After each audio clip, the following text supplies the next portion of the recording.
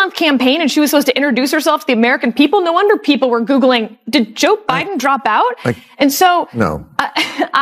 You're saying 3 months wasn't long enough?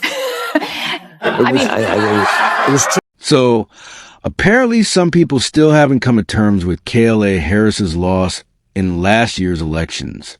It's not like we don't know. In Britain, for instance, when you have a short election, it's not like you don't know who the leader of the party is for months and years before that. But you're either the person who's Googling the day before, did Biden drop out, or you know in a week. You know, did anyone in this audience not know enough about Kamala Harris pretty much after? It's been 8 months, and believe it or not, some folks are still blaming everything but Kamala for the defeat.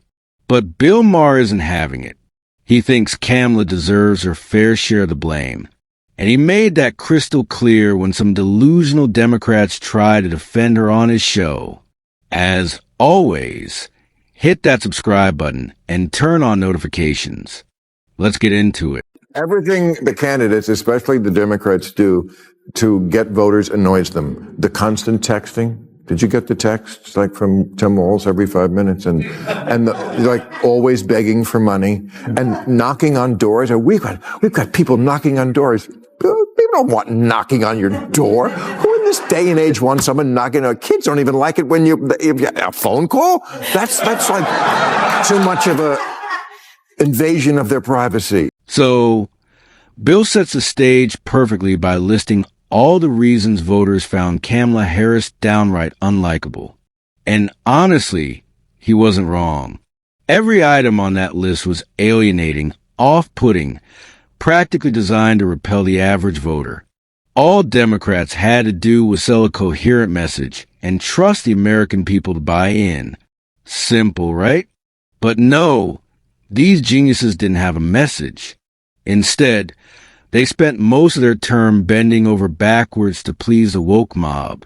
And when that strategy flopped, as it inevitably would, they didn't pivot to common sense. Nope. They turned to gimmicks, guilt trips, and good old-fashioned voter manipulation.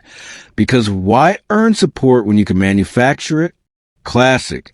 Trump hasn't done anything yet, but I understand the This was the problem. You know, there was a 2014 study that showed that Fortune 500 companies were more likely to pick a female CEO if the company was struggling, basically setting women up for the big job, but to also fail. If they did well, fine. But if they failed, like, look, we have a female CEO while failing. And that's what I feel like they did to Kamala Harris. When Biden refused to step aside and not run again, he was supposed to be that bridge. He backed off on that promise due to arrogance. And then he drops out after a catastrophic debate performance, and they set Kamala Harris up to fail. If you've been watching this channel for a while, you already know that absurd takes from the left are nothing new. But this one deserves a trophy. Sarah Isker actually spoke as if KLA Harris was just randomly yanked off a bench somewhere to replace Joe Biden, like she hadn't been vice president for 4 years. For long, very public, very visible years. The mental gymnastics it takes to push that narrative is Olympic level. But hey, the left loves defending their own with revisionist fairy tales. Never mind that Kamala had all the time in the world to win people over. Spoiler alert, she didn't. And Maher, to his credit, didn't let that nonsense slide. He called out Iskar's delusion right to her face. No filter, no fluff. Because at some point, someone has to break it to these folks. Voters didn't forget Kamala. They rejected her. No. No. You're saying 3 months wasn't long enough? It was too long. It was long enough. It was long enough. If they had a primary... It's not that they didn't have time to introduce. They met someone and didn't like them. If they had had a primary, they wouldn't have picked her. And if they had, she would have been able to rough out those edges that then she basically has to start from scratch with a campaign team she didn't hire that didn't like her, right? It was his team. And so I wonder if that next Democratic person, maybe someone's not even on our radar yet. Because frankly, when you look at the history of who's there's two types. The one who waited in line, who was next in line, and then there's the one who comes out. That's Obama. That's Clinton. That's Reagan to some extent. Sarah Isgur is still clinging to the tired narrative that Kamala Harris was set up to fail like she's some tragic political martyr. According to her, the Democrats knew Biden's campaign was a sinking ship. So instead of letting another old white man take the fall, they threw Kamala under the bus. How noble. But let's be honest, the only thing Kamala was set up for was endless media worship and softball interviews. If anything, she had the most protected political runway imaginable. Harris had the best shot at beating Trump, at least compared to other leading Democrats of the day. The problem wasn't her identity. It was her party's obsession with turning every issue into a woke talking point. Democrats didn't empower Kamala. They handicapped her with their tone-deaf pandering. And in the end, it wasn't sabotage that killed her chances. It was the message, or rather the lack of one. Yes, I'm going to side with Sarah about this one thing. If you're the sitting vice president for a president who has, throughout his entire term in office, been sitting at about somewhere between a 35 and 40% approval rating. People view the Biden administration as a failure. We can have a long discussion about whether they are right about that, about the economy, but the perceptions of the economy were that people thought inflation was too high. People thought we were on the wrong track, 75% wrong track numbers, and this huge inflation overhang.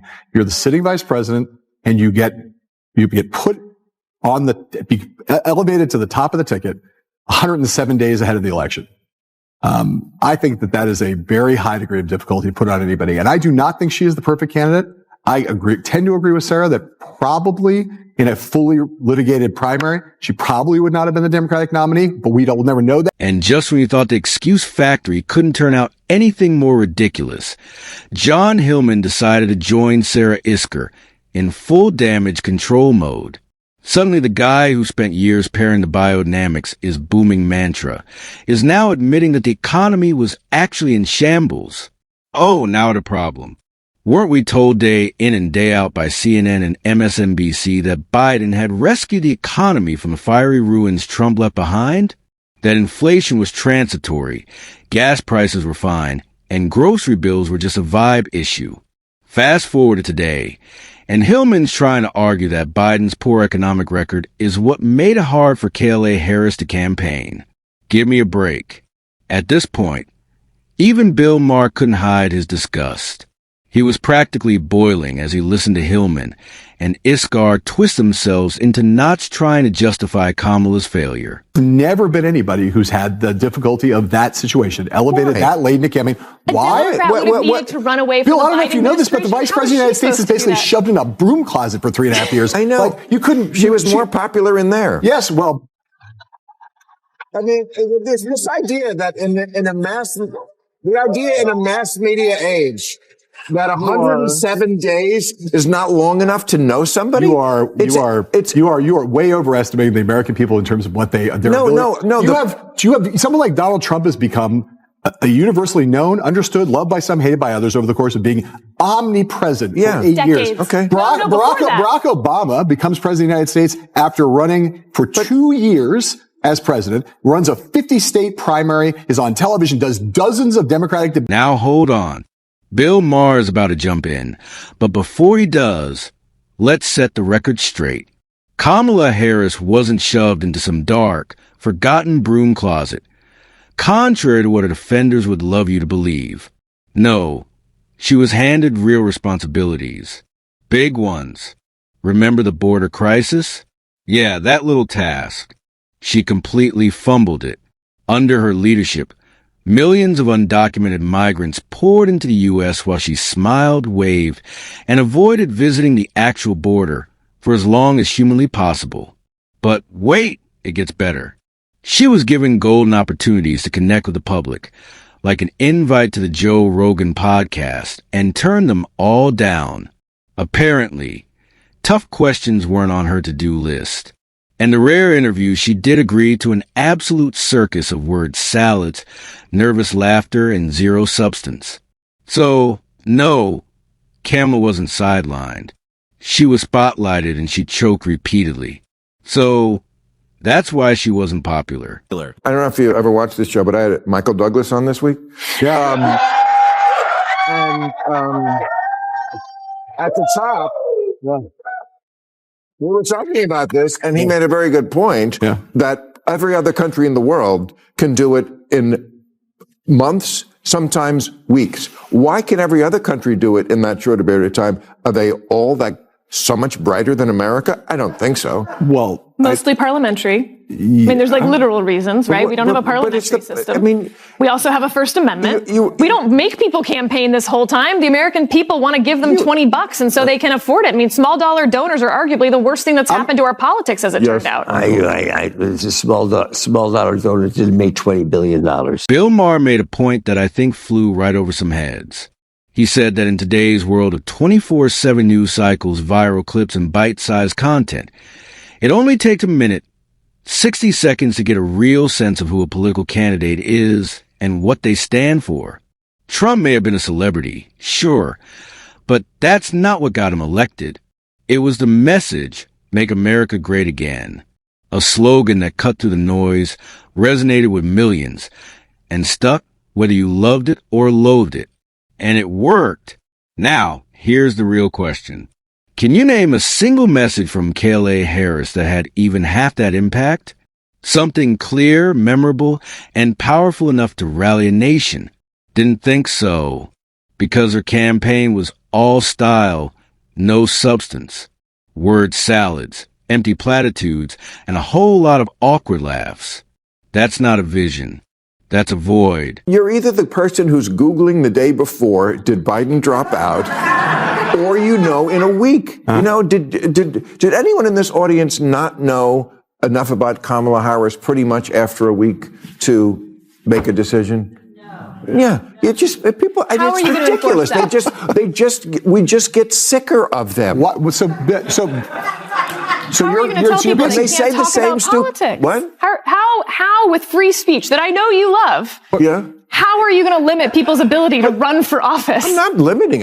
We're not making a law. Bill, are you? Isn't there somehow of ability course. to reduce the amount of money involved Get in rid politics? of super PACs by making it no limits, full disclosure. 24-hour disclosure. We could fix democracy in a minute. Get rid of gerrymandering. Get rid of money in politics. Get rid of the electoral college. No, none of that is. We're going to keep working with this constipated system that we live with. At this point, John Hlemon is clearly scrambling to save face. He actually tries to argue without cracking a smile that undecided voters just didn't have enough time. According to him, 3 months wasn't long enough for people to make up their minds about Kamala Harris. Seriously, in the age of TikTok sound bites and 24/7 political coverage, voters can size up a candidate in 30 seconds. But Bill Maher wasn't having it. He swiftly shut that excuse down, reminding everyone that America now runs one of the longest election cycles on the planet. And guess what? Even with all that time, there are still undecided voters right up to Election Day. So, no, John, lack of time isn't the issue. The real problem, the Democrats refuse to look in the mirror. They'd rather spin, deflect, and blame the clock than admit the obvious. Kamala Harris had no clear, compelling message. Nothing that stuck, nothing that moved people, and certainly nothing that convinced undecided voters to say, yes, she's the one. At the end of the day, no amount of media spin, political gymnastics, or last-minute finger-pointing can cover up the truth. Kamala Harris failed to connect with the American people. She wasn't sidelined. She was given the stage and blew it. From the border crisis to her forgettable messaging, voters saw through facade. And as Bill Maher made painfully clear, the endless excuses from Democrats aren't helping. Your contention is that no people were late deciders in the election. No, they were. I talked about them last week. Christmas Eve shoppers, so those people apparently needed longer than 90 days. They would have been undecided. They always would have been. Exactly. They were always That's why I call them. I called them, John, I said this last week. I call them Christmas Eve shoppers. My father was one. People who don't buy their presents until the Christmas Eve night. He would go into the store and he wouldn't feel like he could do it until he was fully in the spirit. You had to be in the store on Christmas Eve with Santa and all the fucking elves and everything that was going on.